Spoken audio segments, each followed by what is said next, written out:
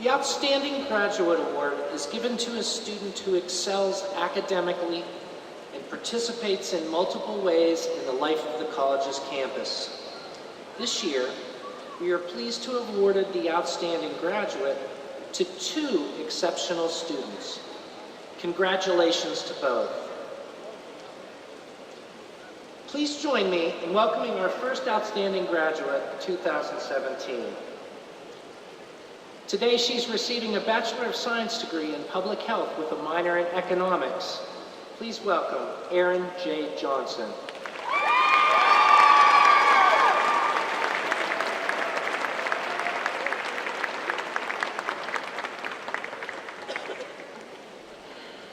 Wow, good morning. It is an honor to be here today addressing everyone. Thank you to Dr. Coppola, the Board of Trustees, esteemed faculty, administrators and staff, fellow graduates, family, and friends. I would never have dreamed I would be speaking to all of you today. Believe it or not, failure started me on my path toward Keystone. My earlier plans were a little different, but then life seemed to have other ideas. My experiences taught me that failure can be a good and necessary thing, leading to better opportunities and turning disappointments into success. If I hadn't encountered failures, life wouldn't have brought me to Keystone College. I received a great education here, but I got something equally as important, a passion and a purpose. Keystone opened my mind to different ways of thinking and learning that I didn't know were possible. My instructors were not just teachers, they were truly mentors, showing me new possibilities and helping me prepare for my career in the field that I love. Of all the great learning experiences that I have had at Keystone, I learned the most from the ones outside of the classroom. The hands-on learning I experienced resonated with me, offering much more than subject matter gleaned from textbooks. During my freshman year, I caught the travel bug when I had the opportunity to go to Chicago with Dr. Vicki Stanovich and Dr. Dorothy Anthony, to be able to see for myself the differences between the urban health systems versus the rural ones we are accustomed to here. During this trip, I saw the workings of public health services in a large metropolitan area and saw some of the public health related theory and subject matter that I had been learning put into real life practice. This experience ignited my passion for public health and instilled a desire to keep learning all that I could in this field.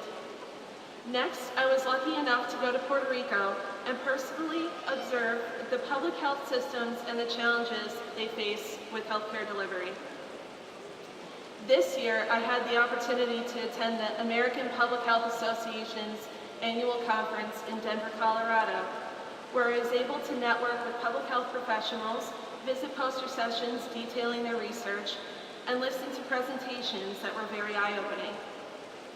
In addition, Dr. Stanovich has given me opportunities to assist with grant writing, enabling me to learn about that process and gain some valuable real-world experience.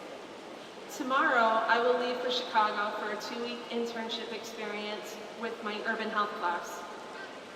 I've been presented with opportunities outside of public health and discovered an interest in economics. I was encouraged by Dr. Dana Harris to take on the economics minor, and because of that, I was able to go on my first ever cruise to Canada for my money and banking class, followed by an environmental economics class study abroad trip to the Bahamas.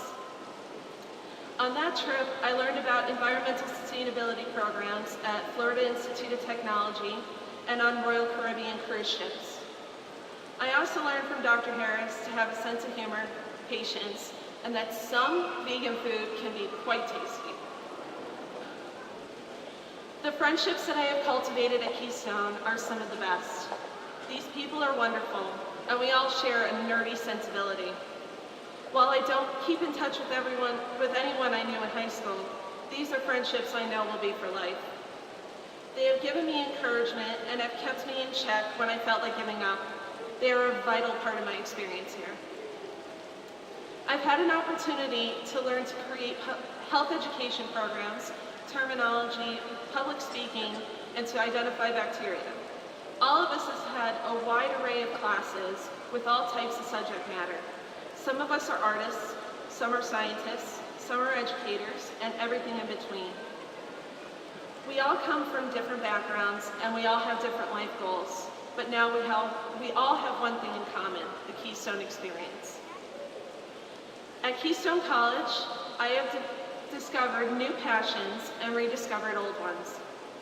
Keystone has given me the chance to play music again after 10 years.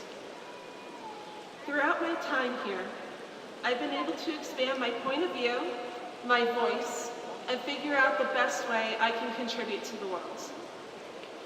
My education has helped me grow as a person. It helped me to become a better mom, a better wife, and a better friend. I learned to strive to be an example for others, and more importantly, what lessons I want to pass on to my kids. The professors at Keystone College are truly invested in you, and they want to see you succeed. Learning doesn't stop today. Life is the biggest learning opportunity there is, and no matter what the future holds for each of us. I must express my gratitude to my wonderful, supportive family. My husband, my children, and all the rest of my family have made this possible for me to accomplish my educational goals. I was never told no. I was given the freedom to pursue my dreams, and I was empowered to persist. The professors here are amazing. They genuinely care about our success, and they recognize our potential. I just have to say thank you to Dr. Vicky Stanovich for believing in me. Let me leave you with this. On the back of my cap, it says, "Be fearless in the pursuit of what sets your soul on fire." It's unknown who said this, but I think it applies because I found my passion here at Keystone. So go out and be fearless, take chances, and let your voices be heard. Thank you.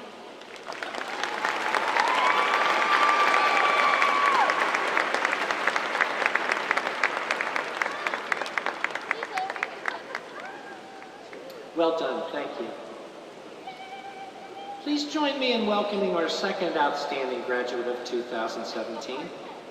The student is receiving a Bachelor of Arts degree in Visual Art with a concentration in painting and drawing. Please welcome Carly Sue Patton.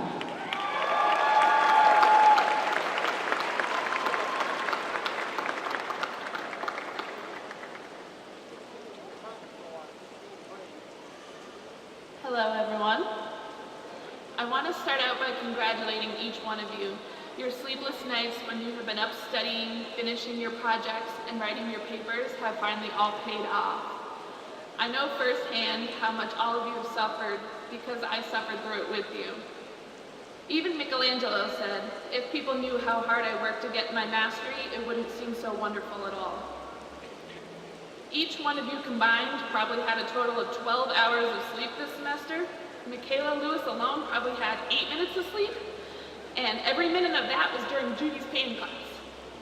But she always managed to keep laughing and smiling, as all of you have done for me. And these are the type of people that you find at Keystone College. Even when they've been awake for an eternity, they still help you out with anything and do it with a smile. Keystone College is a giant cohort of overworked, smiling zombies who bend over backwards for us until their backs break. A good example of this is Ed Nowakowski in the print shop.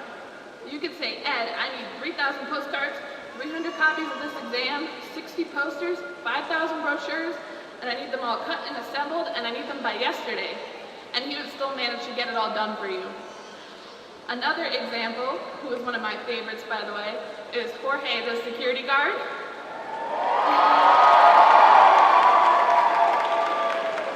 So one day I was carrying my painting supplies to my car, and I pulled the handle on my trunk to my SUV, and my window just falls out of my car.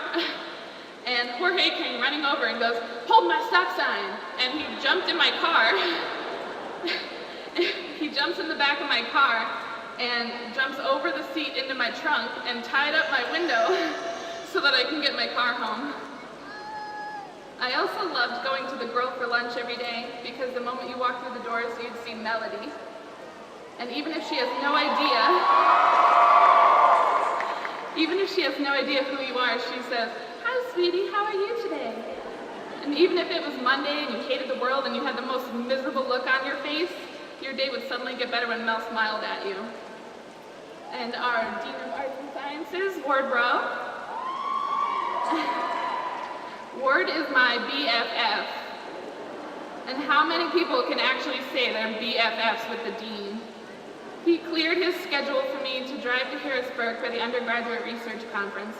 And in all honesty, I probably would have never gone to Keystone if I hadn't met him the first day. So thank you, Ward, for being my best friend and for getting me here. And also, his laugh is like the best thing I've ever heard. There it is. When it comes to the professors, every single last one of them I've had for a class taught me something I would never forget. I'm sure every student here feels the same way about the amazing group of individuals we got the pleasure of learning with each semester. They are the people I aspire to be and look up to, and you learn a lot about yourself by taking many different courses at Keystone College. I believe I became a well-rounded individual through the curriculum here. If it wasn't for Amanda Bradley and her writing classes, I probably would have never pursued poetry, and now I can't imagine my life without writing. She also runs the honors program, where I've learned so much about so many different disciplines through guest speakers and lectures by other professors. My favorite lecture this year was by Vicki Stanovich, and she showed us a simulation of how fast we could destroy the world if we turned into a zombie. And it only took 26 days, by the way, so start running, but I'll find you.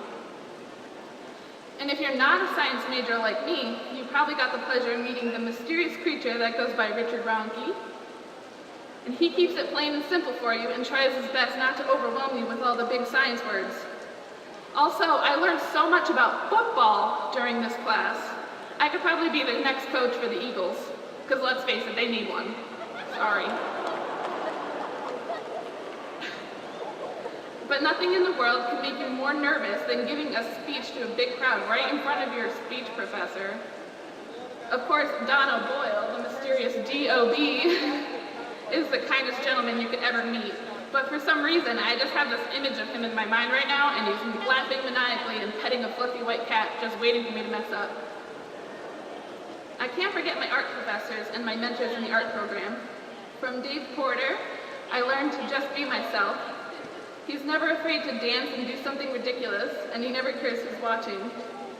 At the leadership luncheon a few weeks ago, he said, I have to be silly or I'll cry. So to keep myself from crying through the speech, I decided to be silly. Whenever I thought of something sappy to say about how much I'm going to miss all of you, I erased it and turned it into a funny memory that I will cherish forever. Well, during the luncheon, he called me up to the podium, and he started to say some nice things and started to cheer up a little. And then he decided to pull a kneaded eraser out of his pocket and said, I need you. And Judy Keats, I have to pick on you too, although I don't think she's here today. Judy Keats has been a second mother to me these last 4 years, and I'm forever grateful for even meeting her. She had the biggest part in molding me to become the artist that I am today. She made me into someone I can believe in. She would never take credit for this, of course. She would always say, I only hold up the mirror so you can see who you truly are inside. So the one day, Judy told the class that we were the cream of the gravy. And we all looked at each other, mutually confused, until somebody finally said, did you mean cream of the crop? And, really? This isn't it? Okay. Some of my favorite individuals at Keystone College are the 13 art majors I had the pleasure of working with every day. Never have I ever met a group of people who bonded over SpongeBob SquarePants in my life. It's a beautiful thing. If everyone watched 30 minutes of SpongeBob a day, we would have world peace. Lori Ryan was taking our senior photos for the postcard for the exhibit, and we were in the middle taking a group shot, and someone said the poop loop, which is a SpongeBob joke. And all at once, like a chorus of 13 angels, everyone yelled, poop. Every group photo Lori had of us, we were laughing uncontrollably, and that's why we settled on the individual photos, photoshopped together, by the way.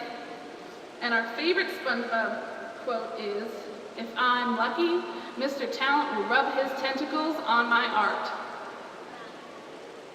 Of course, the learning is somewhere in between all of that, but I have gained the most amazing family and support group at Keystone College, and I wouldn't trade a second of my time here for anything. So you might be sitting there saying, okay, what's the point? The point is, and my advice to you is, to live in every moment of your life. When you anticipate the next step, you forget your process of getting there. Our entire lives, we can't wait to turn 16 to get our driver's license. Then we can't wait to turn 18 to graduate high school, and then turn 21, I'm sure you all know why. Then we can't wait to graduate, have kids, get married, move away, and start our own lives. But my advice to you is to live in every single moment before life passes you by, before you can't remember the small details that made you smile, made you laugh, and what made you who you are. Congratulations! Victory Screech!